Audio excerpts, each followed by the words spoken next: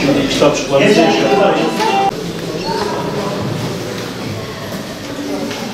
Peygamber Sevdalıları Vakfı olarak siyer sınavını bugün inşallah gerçekleştireceğiz. Bugün büyük bir gün. Biz de heyecanlıyız. Katılımcılar, öğrenciler de heyecanlı. İnşallah saat 11 gibi sınavımız başlayacak. Toplam 4 kategoride oluşacak. 4 kategoride toplam 90 dakika, 12.30'da sınavımız nihayete erecek.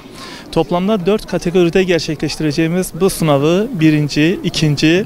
3 ve 4 kategorileri değerlendirecek olursak 1. kategoride 4. ve 5. sınıflar sınava giriyor. 2. kategoride 6, 7. ve 8. sınıflar girecek.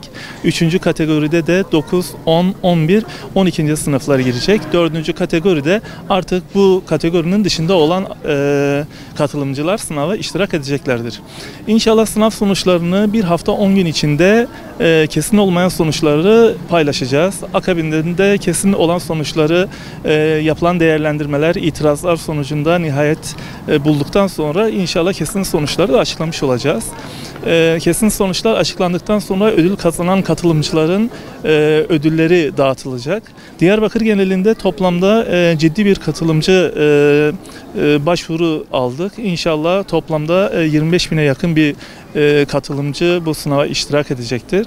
Diyarbakır'da onlarca okulda aynı anda bu sınavı gerçekleştirmiş olacağız inşallah. Bugün sınav netice bulduktan sonra, sonuçlandıktan sonra gün içinde saat 16'da ve akşam sınav soruları Rehber TV'den canlı olarak yayınlanacak ve her bir soru cevap bulacak.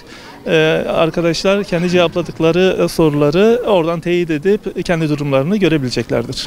Tabii biz bu sınavı yaparken ödüllerin yanında kaybedeni olmayan bir sınav olarak açıklıyoruz bu sınavı. Kimse kaybetmeyecek çünkü herkes Aleyhisselatü Vesselam'ın hayatını öğrenmiş olacaktır. Bütün katılımcılara şimdiden başarılar diliyoruz.